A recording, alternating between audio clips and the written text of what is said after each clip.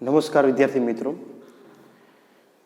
સંસ્કૃતની અંદર સરસ મજાના બે એકમો છે કે આજના લેક્ચરની અંદર આપણે એમનું થોડુંક પુનરાવર્તન છે એ કરવાનું છે.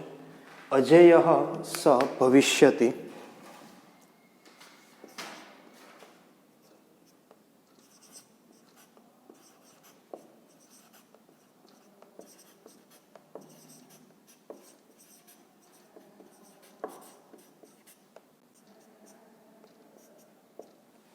અજેય સ ભવિષ્યતિ અર્થાત તે અજય થશે.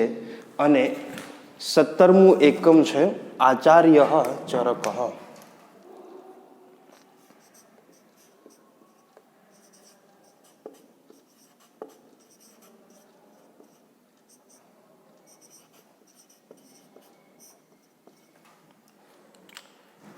આ બંને એકમો છે આપણે નિહાળી ચૂક્યા છીએ, પણ ક્વિક રિવિઝનની અંદર ઝડપથી એમનું રિવિઝન થઈ જાય. ક્વિક રિવિઝન એ હેતુથી આપણે આ એકમો છે એ સમજવાના છે. સાથે સાથે આ એકમોને લગતા થોડા ઘણા પ્રશ્નોત્તરી છે એ પણ આપણે સમજવાનો પ્રયત્ન કરશું.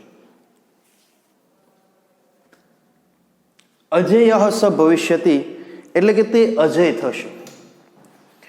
અજય થશે એટલે કે એને કોઈ પરાજિત કરી શકશે નહીં, કોઈ હરાવી શકશે નહીં. હવે સૌથી પહેલાં આપણને એક જ્ઞાત હોવું જરૂરી છે કે આ એકમ છે એના રચયિતા કોણ છે. તો કે ભાઈ આ એકમ છે એના રચયિતા છે ચાણક્ય. ચાણક્ય, કૌટિલ્ય, વિષ્ણુગુપ્ત એવા બધા નામેથી આપણે એને ઓળખતા હોઈએ છીએ. એમણે એક સરસ મજાનું પુસ્તક લખેલું,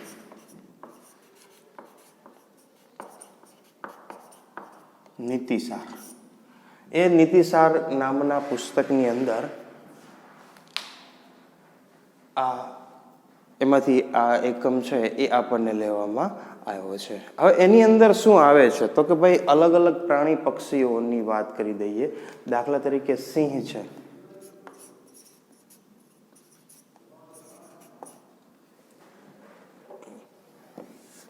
બગલાની જગ્યાએ બંગલો થઈ જાય તમને. સિંહ, બગલો, પછી કૂતરો, પછી ગધેડો. સિંહ, બગલો, કૂતરો, ગધેડો, કાગડો અને કૂકડો.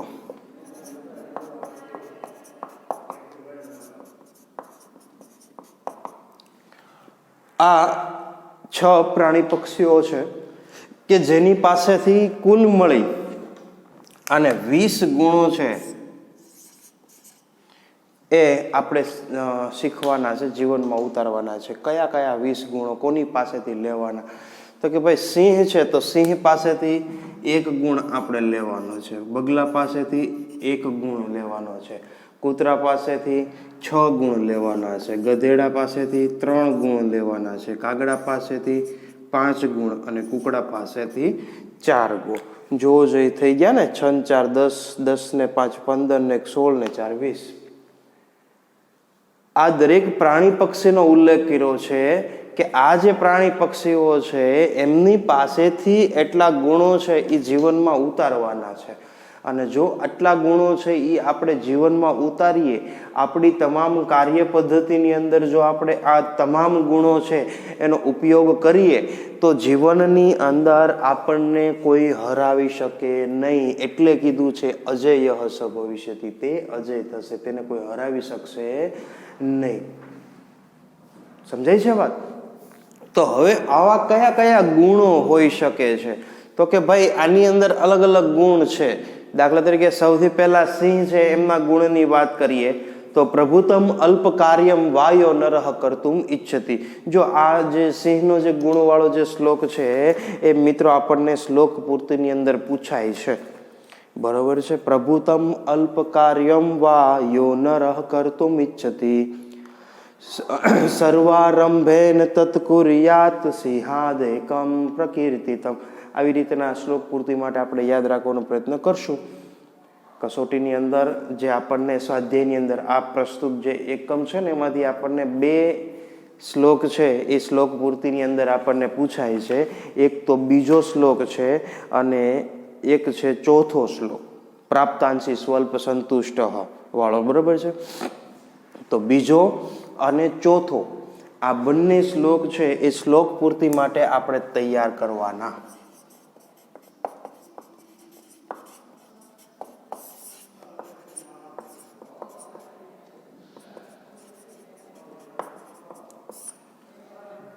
બીજો શ્લોક અને ચોથો શ્લોક એ આપણે શ્લોક પૂર્તિ માટે કંઠસ્થ કરવાના છે.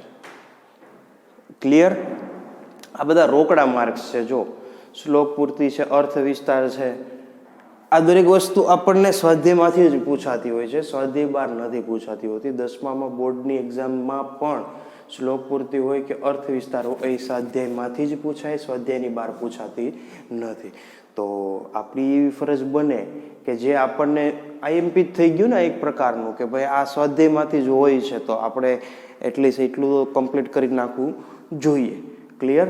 તો ખાસ આ બંને શ્લોક છે આ એકમમાંથી આપણે કંઠસ્થ કરી નાખવાના રહેશે. પ્રભુતમ અલ્પ કાર્યમ વાયો નરઃ કર્તુમ ઇચ્છતિ સર્વારંભેન તત્કુર્યાત સિંહાદેકમ પ્રકીર્તિતમ.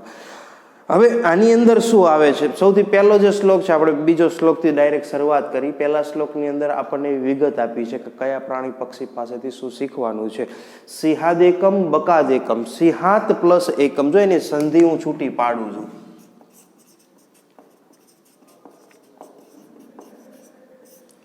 આ દે છે ને એની અંદરથી ત છૂટો પડે. સિંહાત પ્લસ એ, સિંહાત એકમ, બકાત એકમ. બકાદ એકમ જે આપ્યું છે ને એમાં પણ એમ જ આવે, બકાત પ્લસ એકમ. સિંહની પાસેથી એક, બગલા પાસેથી એક, એમ એવો અર્થ થાય. સમજાણું? સિંહની પાસેથી એક, બગલા પાસેથી એમ. અને આ સંધિ છે, સંધિમાં આપણને ઘણી વખત પૂછે સિંહાદ એકમ, તો આપણે શું કરીએ? સિંહાદ પ્લસ એકમ, તો થઈ જાય. ખરેખર એ દે છે એની સંધિ છૂટી પડી તો થઈ જાય, દનો તો થઈ જાય, કારણ કે પાછળ સ્વર આવી જાય. એકમ, ખ્યાલ આવે છે? એટલે સિંહાદ એકમ કરીએ તો આપણું ભૂલ પડે, દનો તો થઈ જાય, સિંહાત પ્લસ એકમ. સમજાય છે વાત? ઓકે.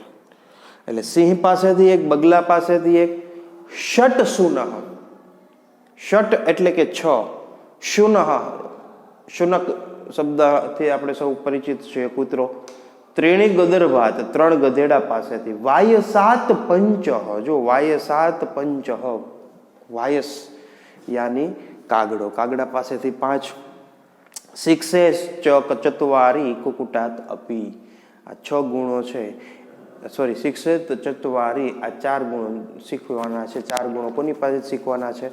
તો કે કુકુટાત અપી. અપી એટલે કે પણ, કુકુટ એટલે કુકડું.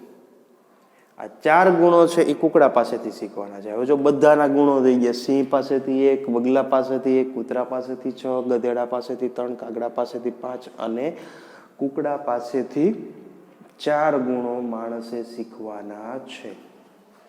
ક્લિયર? ઓકે, આગળ વધીએ.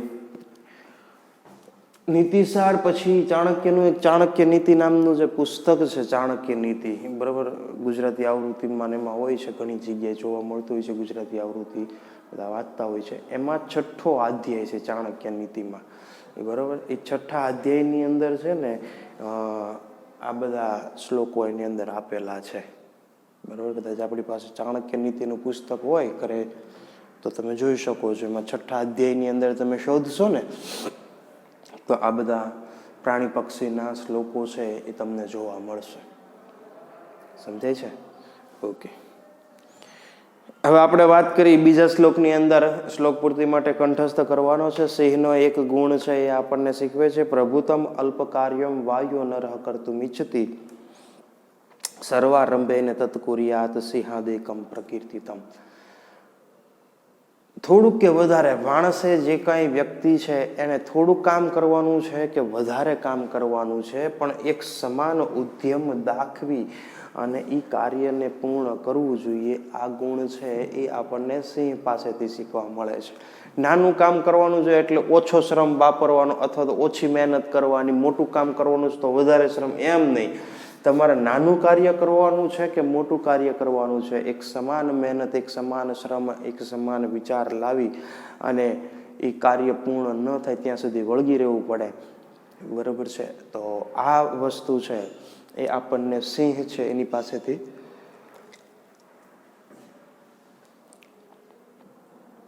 બગલાની વાત કરીએ.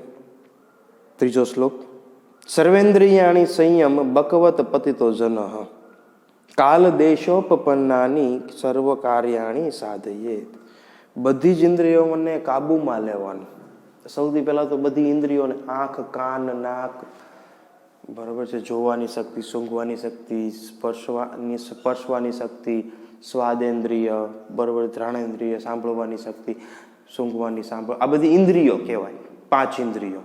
બરાબર. હવે એની ઉપર સંયમ રાખવાનો, કાબુ રાખવાનો. બગલાની જેમ. કેવી રીતે સાહેબ?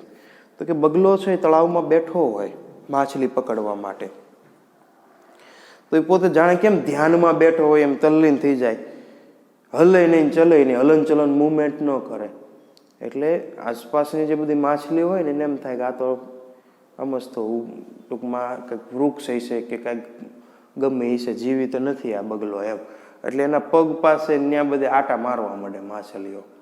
એટલે જેવી એને ભય વિયો જાય બગલાનો, આસપાસ આટા મારતી હોય ત્યારે તરત એ જ ક્ષણે બગલો છે એ એક ઝાટકે પોતે ચાંચ છે એ મારી અને એમાંથી માછલી છે એ પકડી લે છે.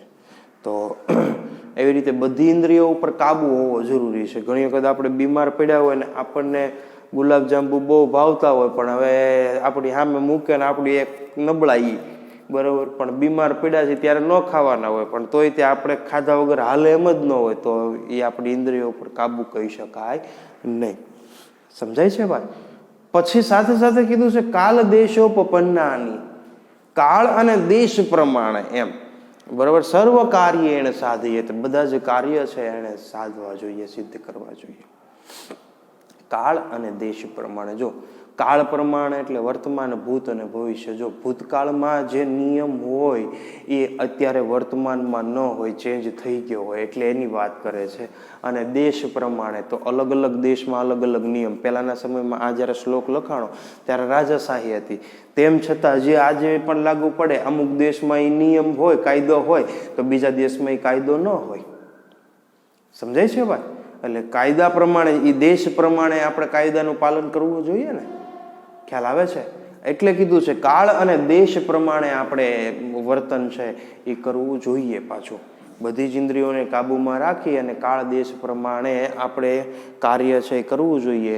એ આપણને બગલો છે એ શીખવે છે. ત્યાર પછી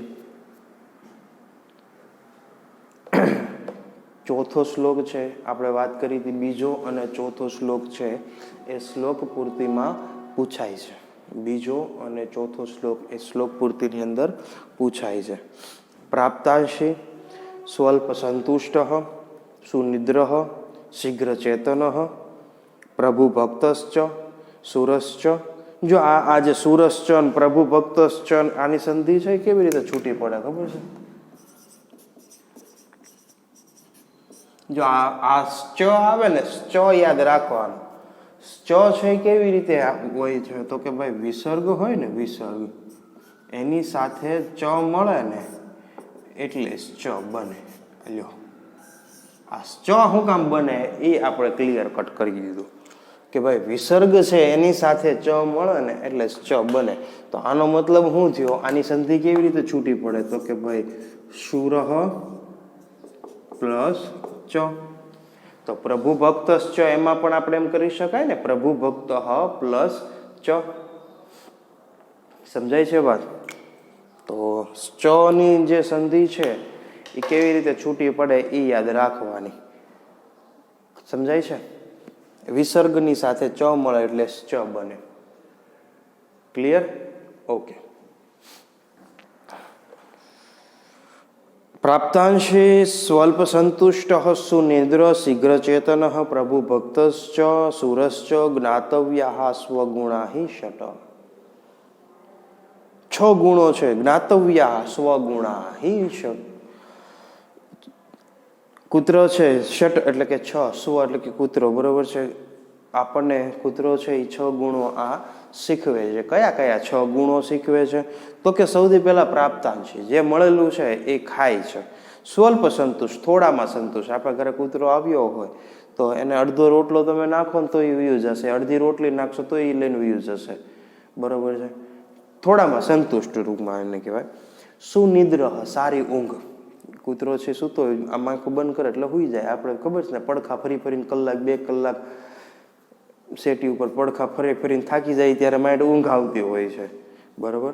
તો આ ઝડપથી સૂઈ જાય, બરોબર. શીઘ્ર ચેતન હોય, જેમ ઝડપથી સૂવે એમ ઝડપથી પાછું જાગી જાય. મતલબ કે કૂતરો સૂતો હોય ને આપણે બાજુમાં નીકળીને તોય જાગી જશે, અને અવાજ જરીક અવાજ થાય ને તોય જાગી જાય. આપણે તો ખબર ન પડે કેટલો અવાજ થાય ને કેવી રીતના શું થાય છે ને કાંઈ કોને ખબર. કુંભકરણ થઈ જઈએ આપણે. પછી ગમે એટલા ઢોલ નગારા વાગ્યા નહીં, આપણને કાંઈ ખબર પડે નહીં, આપણે હોઈ ગયા એટલે પૂરું થઈ ગયું. તો એવી રીતે કે ભાઈ શીઘ્ર ચેતન, થોડો ઘણો અવાજ થાય તો ઝડપથી પોતે જાગી જાય. પ્રભુ ભક્ત છે, પોતાનો પ્રભુ એમનો માલિક છે, સ્વામી છે, એને વફાદાર રહે છે.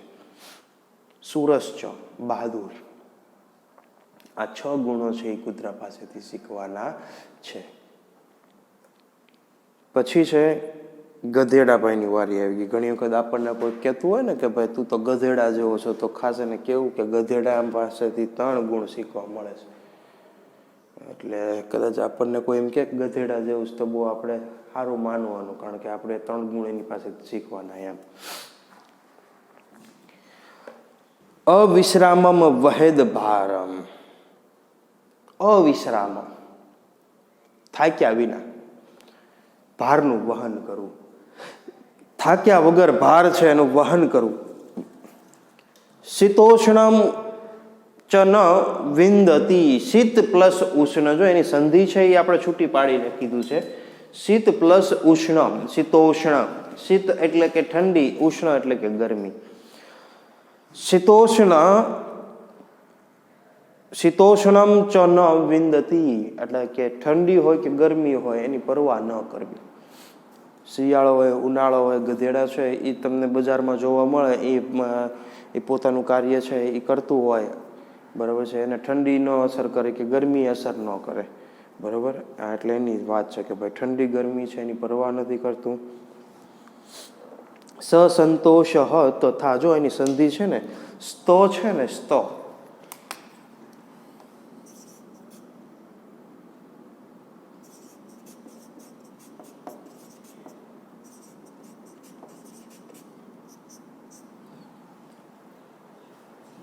સસંતોષ તથા. જો આ જે સ્ત છે ને, સ્ત જેવી રીતે આપણે ચ બનાવ્યો ને તો આ સ્ત બને. સ્તની વાત કરીએ, બરાબર છે. એ કેવી રીતે બને તો કે વિસર્ગ હોય ને એની પછી જો ત આવે ને તો સ્ત થઈ જાય. શું થઈ જાય? સ્ત થઈ જાય. એટલે આનો મતલબ શું થયો? સંતોષ. અહીંયા વિસર્ગ આવે, પછી આવે તો થા. સંતોષ તથા. સમજાય છે? સ્ત કેવી રીતે થાય? વિસર્ગ પછી ત આવે ને તો સ્ત થાય. જેવી રીતે આપણે સમજ્યા કે વિસર્ગ પછી જો ચ આવતો તો, વિસર્ગ પછી ચ આવતો તો આપણે શું કર્યું હતું? ચ કર્યું હતું. તો સાહેબ વિસર્ગ પછી ત આવે તો એનું થઈ જાય સ્ત. ખ્યાલ આવે છે? વિસર્ગ પછી જો ચ આવે તો ચ થઈ જાય, અને વિસર્ગ પછી તો આવે તો સ્ત થઈ જાય. સમજાય છે? ઓકે. સસંતોષ તથા નિત્યમ ત્રીણી શિક્ષિત ગધર્વાત. સંતોષ, આ 3 ગુણો છે એ ગધેડા પાસે શીખવા મળે છે. કયા 3 ગુણો? તો કે સૌથી પહેલી વસ્તુ છે થાક્યા વગર સતત ભારનું વહન કરવું. બીજું, ઠંડી ગરમી છે એની પરવા ન કરવી. અને ત્રીજું, સંતોષ. આ 3 ગુણો છે એ ગધેડા પાસેથી આપણને શીખવા મળે છે. ક્લિયર? ઓકે, આગળ વધીએ. કાગડાભાઈની વારી આવી છે. 5 ગુણો એની પાસેથી આપણે શીખવાના છે. કાગડાભાઈ પાસેથી ગૂઢ ગ્રાહસ્થ્ય, ગુપ્ત ગૃહસ્થ જીવન, ચાતુર્યમ એટલે કે ચતુરાઈ, કાલે ચ આલય સંગ્રહમ. ચાલય છે ને એની સંધિ છૂટી પાડીને ચ પ્લસ આલય. આલય એટલે શું થાય? ઘર થાય. સમજાણું? આલય એટલે ઘર. વિદ્યાલય વિદ્યાનું ઘર, દેવાલય દેવનું ઘર, શિવાલય શિવનું ઘર. સમજાય? આલય આલય એટલે ઘર થાય, સ્થાન. ઘર અથવા તો સ્થાન એવો અર્થ કરી શકાય. બરાબર? તો એટલે જ આપણે કહીએ છીએ ને વિદ્યાલય, એમ વિદ્યાનું સ્થાન, વિદ્યાનું ઘર, કે જ્યાંથી આપણને વિદ્યા મળે છે, તો વિદ્યાલય કહેવાય. સમજાય છે? તો ગૂઢ ગ્રાહસ્થ્ય એટલે કે ગુપ્ત ગૃહસ્થ જીવન, ચાતુર્ય ચતુરાઈ, જો બીજું છે ચતુરાઈ, કાલે ચ આલય સંગ્રહમ એટલે કે સમયે, યોગ્ય સમયે માળો બનાવો. કારણ કે કાગડાનું ઘર એટલે માળો જ થયો. સમજાણું? એટલે યોગ્ય સમયે માળો બનાવો. અપ્રમાદ અનાલસ્ય, અપ્રમાદ અને અનાલસ્ય 5 ગુણો છે એની પાસે શીખવા મળે. અપ્રમાદ એટલે બેદરકારીનો અભાવ, અને અનાલસ્ય એટલે કે આળસનો અભાવ. આળસ છે એ આપણે ત્યજવાની છે. સૌથી વિદ્યાર્થીઓની અંદર જો વાત કરીએ તો વિદ્યાર્થીઓમાં આળસ છે એ વિદ્યાર્થીઓનો સૌથી મોટામાં મોટો દુશ્મન છે. આળસ છે ને એ વિદ્યાર્થીઓને સૌથી, હમણાં કરી લેશું, પછી કરી લેશું, કાલ કરી લેશું, હમણાં લખી નાખશું, આવા જયારે વિચાર આવે એટલે સમજવાનું કે હવે આપણે કાંઈ નહીં કરી શકીએ. હમણાં નહીં, અત્યારે જ કરવાનું છે. જ્યારે આપણે એમ વિચારીએ હમણાં કરી નાખશું, કાલ કરી નાખશું, પછી કરી નાખશું, એટલે સમજવાનું કે આળસ છે એ આપણામાં પ્રવેશી ચૂકી છે. તો આ 5 ગુણો છે એ કાગડાભાઈ પાસેથી આપણે શીખવાના છે. 5 ગુણો. બરોબર? આગળ વધીએ. કુકડાની વારી આવી છે. કુકડાભાઈ પાસેથી પણ આપણે 4 ગુણ શીખવાના છે. તો કયા 4 ગુણ છે જોઈ લઈએ. તો કે સૌથી પહેલું છે યુદ્ધમ એટલે કે લડાઈ કરવી. પ્રાતરુત્થાનમ, જો પ્રાતઃ પ્લસ ઉત્થાનમ, વિસર્ગ અને ઉ છે એ મળે તો શું બન્યું? રૂ બન્યું.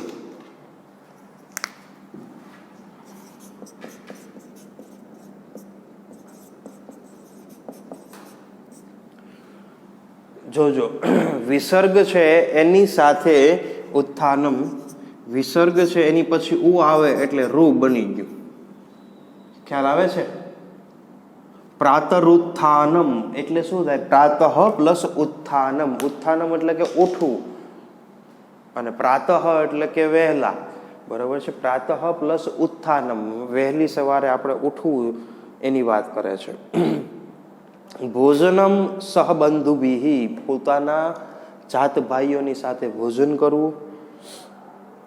સ્ત્રીયમ આપદ ગતામ રક્ષેત, રક્ષેત એટલે કે મુશ્કેલીમાં મુકાયેલી સ્ત્રી છે એની રક્ષણ કરવું, એની રક્ષા કરવી. આ 4 ગુણો છે. ચતુઃ શિક્ષેત કુકુટાત, આ 4 ગુણો છે એ કુકડા પાસેથી શીખવા મળે છે. ફરી એવું કહે તો લડાઈ લડવી, સવારે વહેલા ઉઠવું. સવારે વહેલા ઉઠી, રાત્રે વહેલા સૂઈએ ને સવારે વહેલા ઉઠીએ તો બળ બુદ્ધિ છે એ વધતી હોય છે. આવું ઘણી વખત આપણે શાસ્ત્રોમાં પણ એનો ઉલ્લેખ કર્યો છે, જોયું હોય, સાંભળ્યું હોય. પણ આપણે શું કરીએ? મોડી રાત સુધી એમને પડ્યા રહીએ, પછી ટીવી જોતા હોય કે રખડતા હોય કે કંઈક ગમે કાર્ય કરતા હોય, પછી સવારના પાછું એવી જ રીતે 10-12 વાગે આપણે પાછા ઉઠતા હોઈએ. તો આ વસ્તુ ખોટી છે. દિનચર્યા જેટલી આપણી હેલ્ધી એટલા જ આપણે હેલ્ધી રહેતા હોઈએ છીએ.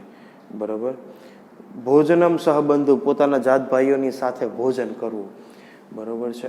મન જેના કે ને કહેવત છે ને કે અન્ન નો ખાય એના મન નો ખા. પોતે અલગ અલગ જમવા બેસતો, એક જણો છે એ ઓસરીમાં બેહે ને, એક જણો છે એ રૂમમાં બેહે ને, એક જણો ટીવી, એમ નહીં. બધા એક સાથે ભોજન પાછું લેવાનું એમ. અને અત્યારે તો ખાસ મુશ્કેલીમાં મુકાયેલી સ્ત્રીઓ છે એની રક્ષા કરવી, એની મદદ કરવી એમ. તો આ 4 ગુણો છે ને એ કુકડા પાસેથી આપણે શીખવાના છે. છેલ્લો જે શ્લોક છે 8મો, એની અંદર માત્ર આપણને એવી જ માહિતી આપી છે કે ઉપર દર્શાવેલા દરેક પ્રાણી પક્ષીના વિશે 20 ગુણો છે એને જો જીવનની અંદર આપણે ઉતારીએ, આપણી તમામ કાર્ય પદ્ધતિની અંદર આપણે એનો ઉપયોગ કરીએ, અપનાવીએ આ વિષય ગુણોને, તો એ વ્યક્તિને કોઈ હરાવી શકતું નથી. યહ એતાન વિંશતિ ગુણાન આચરિષ્યતિ માનવ, જે માનવ જે વ્યક્તિ આ વિષય ગુણોને આચરણમાં મૂકશે, કાર્ય પદ્ધતિમાં મૂકશે, કાર્ય વ્યવસ્થાસુ સર્વાસુ અજેય સ ભવિષ્યતિ, પોતાની દરેક કાર્ય વ્યવસ્થાની અંદર એ પોતે આ વિષય ગુણોને અમલમાં મૂકશે તો એ વ્યક્તિને ક્યારેય કોઈ હરાવી શકશે નહીં. આવી વાત છે એ આપણને પ્રસ્તુત એકમ છે એમાંથી મળે છે જોવા. બીજું, હવે આ એકમ છે એની અંદર આપેલા સ્વાધ્યાયની અંદર જે આપણને શ્લોક પૂર્તિ અને અર્થ વિસ્તાર છે મિત્રો, એ ખાસ આપણે પાછું કંઠસ્થ કરી નાખવાનું છે. શ્લોક પૂર્તિ અને અર્થ વિસ્તાર છે ને એ ખાસ કંઠસ્થ કરી નાખવાનું છે, બરાબર છે. એના જે અર્થ વિસ્તાર આપ્યો હોય તો અર્થ વિસ્તાર આપણે સૌ જાણીએ છીએ કઈ રીતે લખવાનો. જે કાંઈ પંક્તિ આપ્યું હોય છે એનું ભાષાંતર ટ્રાન્સલેશન આપણે લખતા હોઈએ છીએ, અને પછી એનો જે વિચાર વિસ્તાર કરવાનો હોય છે અથવા તો અર્થ વિસ્તાર કરવાનો હોય છે, અને છેલ્લે પાછો આપણે એનો ઉપસંહાર અથવા તો બોધ આપણે લખતા હોઈએ છીએ. તો આવી રીતે અર્થ વિસ્તાર છે એ કરતા હોઈએ છીએ. બીજું, ઘણી વખત આપણને આની અંદર છે પ્રશ્નો પૂછતા હોય કે ભાઈ ગધેડા છે એના કયા કયા ગુણો ગધેડા પાસેથી આપણે શીખવાના. તો આપણે ખાલી એમ લખી નાખીએ ગધેડા પાસેથી 3 ગુણો શીખવાના, નહીં. એના 3 ગુણો પાછો આપણે લખવાનું કે ભાઈ ગધેડા પાસેથી 3 ગુણો શીખવાના છે. કયા કયા 3 ગુણો, તો એ પાછું એ લખવાનું. સમજાય છે? હવે ઘણી વખત એકારે 2 પ્રાણી પક્ષીના ગુણો આપણને કસોટીની અંદર આપે કે ભાઈ માણસ છે એણે આમાંથી કોઈ પણ 2 આપી દે કે ભાઈ બગલા પાસેથી અને કાગડા પાસેથી કયા કયા ગુણો શીખવાના છે. તો બગલા પાસેથી 1 ગુણ, કયો ગુણ એ લખવાનું. કાગડા પાસેથી 5 ગુણ, કયા 5 ગુણ એ લખવાનું. સમજાય છે વાત? તો આવી રીતના આપણે જવાબ પ્રશ્નોત્તરી છે એ આપણને પૂછાય ને તો આપણે લખવાનું, બરોબર. હવે ઘણી વખત આપણને સવિસ્તારમાં એવો પ્રશ્ન પૂછી નાખે કે કોઈ પણ પરિસ્થિતિમાં અજય બનવા માટે માણસે શું કરવું પડે. કોઈ પણ પરિસ્થિતિની અંદર અજય બનવું છે તો શું કરવું પડે? હવે અજય બનવા માટે આપણે ખબર છે કે આ જે 6 પ્રાણી પક્ષીઓ છે, બરોબર છે, એના બધા ગુણો જીવનમાં ઉતારવા પડે. તો એ લખવું પડે બધાના ગુણો કે ભાઈ સિંહ પાસેથી આ ગુણ છે, બગલા પાસેથી આ ગુણ છે, તો એની અંદર બધા ગુણો લખવાના આવે. ખ્યાલ આવે છે? સમજાય છે વાત? ઓકે.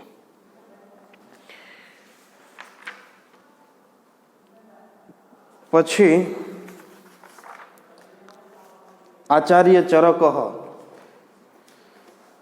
આયુર્વેદ શાસ્ત્રના પ્રખર વિદ્વાન, પ્રખર પંડિત જે આચાર્ય ચરકના નામે ઓળખાય છે, બરોબર. ઈસવીસનની 1લી સદીની અંદર એ પોતે થઈ ગયા. અને આપણે સૌ જાણીએ છીએ કનિષ્ક રાજાનું જે સામ્રાજ્ય, સૌથી મોટું સામ્રાજ્ય હતું કનિષ્ક નૃપતે. કનિષ્ક રાજા છે એનું સામ્રાજ્ય, એના કનિષ્ક રાજાના રાજવૈદ હોવાનું આપણને માલુમ પડે છે. આયુર્વેદ શાસ્ત્રના પ્રણેતા પણ કહી શકાય. સમજાય છે? આયુર્વેદ શાસ્ત્રના પ્રણેતા પણ કહી શકાય આચાર્ય ચરક. તો આ આચાર્ય ચરક જે હતા એમણે એક સરસ મજાનું પુસ્તક લખ્યું હતું, ચરક સંહિતા.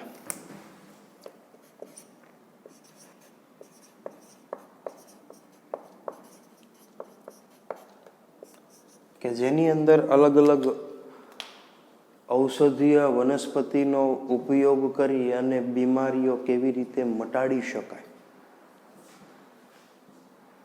સાથે સાથે ઔષધીય વનસ્પતિનો ઉપયોગ કરી બીમારી કેવી રીતે મટાડી શકાય, અને સાથે સાથે આ દરેક જળમૂળમાંથી કેવી રીતે ઔષધિનો ઉપયોગ કરી અને બીમારી મટાડી શકાય એનો ઉલ્લેખ છે એ આની અંદર કરવામાં આવ્યો છે. તો જોઈએ આચાર્ય ચરક સંહિતા અને આચાર્ય ચરક એમના વિશે માહિતી આપણે મેળવીએ કે ભાઈ ચરક નામના સુપ્રસિદ્ધ આચાર્ય ખ્રિસ્તસ્ય પ્રથમ શતાબ્દામ આયુર્વેદસ્ય મહાપંડિત. આયુર્વેદ શાસ્ત્રના મહાન પંડિત જે ચરક આચાર્ય છે એ ઈસવીસનની પ્રથમ સદીની અંદર પોતે થઈ ગયા હોવાનું માલુમ પડે છે. કનિષ્ક નૃપતે રાજવૈદ, પોતે કનિષ્ક રાજા જે થઈ ગયા એમના રાજવૈદ હતા. એમનો એક ગ્રંથ છે અસ્ય આચાર્યસ્ય ચરક સંહિતા નામના સુપ્રસિદ્ધ ગ્રંથ વર્તતે. આચાર્ય ચરકે ચરક સંહિતા નામનો એક સુપ્રસિદ્ધ ગ્રંથ છે એ લખેલો છે. આયુર્વેદસ્ય પ્રાચીનતમેષુ વિશ્વવિખ્યાતેષુ ચ ગ્રંથેષુ અસ્ય ગણના ભવતિ. આયુર્વેદ શાસ્ત્રનો સૌથી પ્રાચીન અને વિશ્વવિખ્યાત ગ્રંથમાં આ ગ્રંથની ગણના થાય છે. કયા ગ્રંથની? ચરક સંહિતા ગ્રંથની. અસ્મિન ગ્રંથે, આ ગ્રંથની અંદર ટોટલ પ્રકરણ છે. ચરક સંહિતા છે કેટલા પ્રકરણની અંદર? 8 પ્રકરણની અંદર. કેટલા પ્રકરણમાં વેચાયેલું છે ચરક સંહિતા? તો કે ભાઈ ચરક સંહિતા છે એ 8 પ્રકરણની અંદર વેચાયેલું છે. એ પ્રકરણના નામ સ્થાનમ તરીકે ઓળખાય. તો કયા કયા સ્થાનમ છે? સૂત્ર સ્થાનમ, નિદાન સ્થાનમ, વિમાન સ્થાનમ, શારીર સ્થાનમ, ઇન્દ્રિય સ્થાનમ, ચિકિત્સા સ્થાનમ, કલ્પ સ્થાનમ અને સિદ્ધિ સ્થાનમ. ચ ઇતિ અષ્ટો પ્રકરણાની સંતિ. 8 પ્રકરણો, 8 ભાગની અંદર ચરક સંહિતા વેચાયેલો છે. 8 પ્રકરણની અંદર વેચાયેલો છે. એતેષુ સર્વેષુ પ્રકરણેષુ સમિલ્ય વિંશત્યુત્તર 100. વિંશત્યુત્તર 100 એટલે કે 120 અધ્યાયા સંતિ. આ 8 પ્રકરણના ભેગા મળી અને 120 અધ્યાય, 8 પ્રકરણના ભેગા મળી અને 120 અધ્યાય છે એ બને છે. કુલ અધ્યાયની સંખ્યા કેટલી આખા ચરક સંહિતામાં? તો કે 120. કુલ પ્રકરણની સંખ્યા કેટલી? તો કે 8. બરોબર. અસ્ય ગ્રંથસ્ય પ્રમાણમ 12,000 શ્લોકા. 12 એટલે કેટલા થાય? 12. સહસ્ત્ર એટલે કેટલા થાય? 1000. બધા જ ભેગા મળી અને કુલ જો શ્લોકો જોઈએ તો 12,000 જેટલા શ્લોકો થાય. ચરક સંહિતા નામનો આખો જે ગ્રંથ છે એ આખા ચરક સંહિતા ગ્રંથની અંદર કુલ શ્લોકો છે એ કેટલા? તો કે 12,000. બરોબર. ચરક સંહિતાની અંદર કુલ શ્લોકો કેટલા થાય? 12,000. એમાંથી અત્ર પ્રાય સહસ્ત્રદ્વયમ એટલે કે 2000 જેટલા શ્લોકો છે એની અંદર ઔષધ યોગાનામ વિસ્તૃતમ વ્યાખ્યાનમ અસ્તિ. આવા 12,000 શ્લોકો છે એની અંદરથી 2000 શ્લોકો એવા છે કે જેની અંદર ઔષધનું માત્ર ને માત્ર ઔષધીય વનસ્પતિ છે એનું વિસ્તૃતમાં વર્ણન આપ્યું છે. દરેક ઔષધ વિશે માહિતી આપી છે, વર્ણન આપ્યું છે. બરોબર. અસ્મિન વ્યાખ્યાને, આ વ્યાખ્યાનની અંદર આ જે 2000 જેટલા શ્લોકોમાં જે અલગ અલગ વ્યાખ્યાન આપ્યું છે એની અંદર વાત કરીએ છીએ કે એની અંદર શું આવે છે?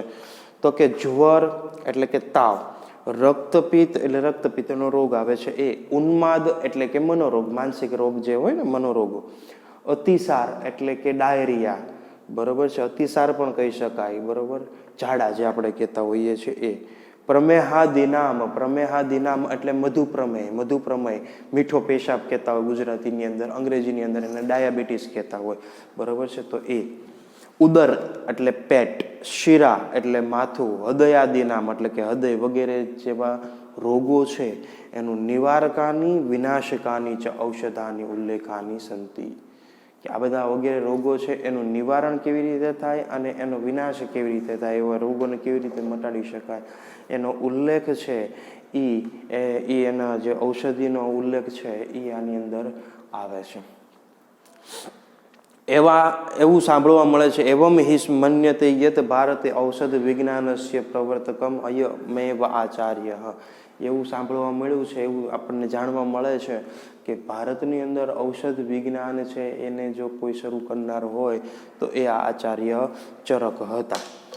એટલે જ કીધું છે કે આખું જે આચાર્ય ચરક છે એનું આખું એઠું છે કયું? ચરક સંહિતા. કારણ કે એને ઉપયોગ કર્યો છે ઉચ્ચતમ અસ્તિ. ઉચ્ચતમ એટલે કે એઠું. આખું જે ચરક સંહિતા છે એ એઠું છે. શા કારણે એઠું કીધું છે? કારણ કે એને ઉપયોગ કરેલો છે આચાર્ય ચરકે, એટલા માટે. એવું માનવામાં આવે છે આયુર્વેદ શાસ્ત્રનું જેટલું જ્ઞાન ચરક સંહિતામાં છે એટલું જ આયુર્વેદમાં છે. ચરક સંહિતામાં જે નથી ક્યાંય નથી, એવો ઉલ્લેખ કર્યો છે. વિચાર કરો તમે કે ચરક સંહિતાની અંદર જ્ઞાન છે એ કેટલું હશે. એની માટે થઈ અને એક ઉપદેશ આપ્યો છે કે રોગરહિત જીવન કેવી રીતે જીવી શકાય. તો કે નરો હિતાહાર વિહાર સેવી સમીક્ષકારી વિષયસ્તક્ત દાતા સમહ સત્ય પરહ ક્ષમાવાનાપ્તો સેવી ચ ભવત્ય રોગી.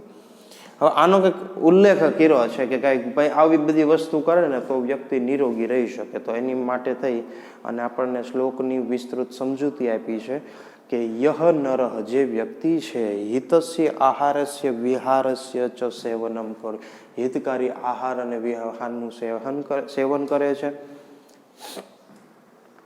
સર્વમ કાર્યમ સમીક્ષા કરોતી, દરેક કાર્ય છે એની સમીક્ષા કરીને કાર્ય કરે છે. વિષયેષુ નિતરામસક્ત, દરેક વિષયની અંદર આસક્તિ હોય. દાન કરોતી, દાન કરે છે. વ્યવહારની અંદર ક્ષમત્વ ક્ષમાભાવ આચરતી, વ્યવહારની અંદર ક્ષમાભાવ છે એનું આચરણ કરે છે. બરોબર. આપ્તજના નામ સેવા કરોતી, મુશ્કેલીમાં મુકાયેલા લોકોની સેવા કરે છે. તાદૃશ નરહ અરોગી અર્થાર્થ સ્વસ્થ, તે વ્યક્તિ છે એ સ્વસ્થ કહી શકાય, નિરોગી કહી શકાય. અત્ર એક પ્રશ્ન, અહીં એક પ્રશ્ન છે કે ભાઈ ઔષધ વગર શું આપણે જીવન જીવી શકાય? તો કે ભાઈ ઔષધની જરૂર ક્યારે પડે? જ્યારે શરીરમાં રોગ હોય ત્યારે. હવે શરીરમાં રોગ જ ન હોય તો ઔષધની જરૂર નથી, અને રોગ ન હોય તો એની માટે આપણી હેલ્ધી દિનચર્યા, આપણો સારો વ્યવહાર જ જવાબદાર છે. બરોબર છે. તો આવી રીતના આપણને આ આચાર્ય છે એ ઉપદેશ આપે છે. જોઈએ આગળ પ્રશ્નોત્તરી. એટલે આની અંદર આપણે વાત કરતા હતા કે ભાઈ ઔષધ વગર જો કદાચ આપણે જીવન વ્યતીત કરવું હોય તો ઔષધ વગર રોગ રહિત જીવન શું જીવી શકાય ખરું? તો કે હા, જીવી શકાય. ઔષધની જરૂર, દવાની જરૂર ક્યારે પડે છે? કે જ્યારે શરીર બીમાર પડે છે. આપણે કોઈ એમનેમ તો દવા ખાવાની નથી. તાવ આવે, ઉધરસ આવે, શરદી હોય, બરાબર છે, એ કોઈ બીમારી થાય ત્યારે આપણે દવાનો ઉપયોગ કરીએ છીએ, ઔષધનો ઉપયોગ કરીએ છીએ. તો કે સાચી વાત છે. તો કે ભાઈ ઔષધનો ઉપયોગ આપણે બીમાર પડીએ ત્યારે કરીએ છીએ. તો બીમાર જ ન પડીએ તો ઔષધનો ઉપયોગ જ ન થાય. સમજાય છે વાત? તો ઔષધની જરૂર જ ન પડે ને. એટલે કીધું છે કે ભાઈ ઔષધ વગર રોગ રહિત જીવી શકાય? તો કે હા, જીવી શકાય.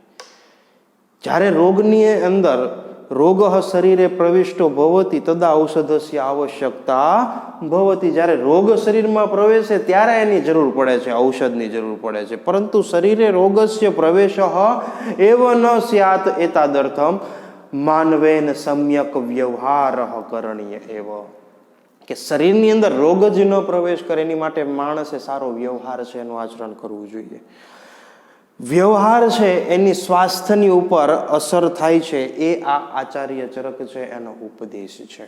આપણી જે હેલ્ધી દિનચર્યા, આપણો જે સારો વ્યવહાર, એની આપણા સ્વાસ્થ્ય ઉપર અસર થાય છે, એ આ ઉપદેશ છે આચાર્ય ચરક છે આપણને મિત્રો આપે છે.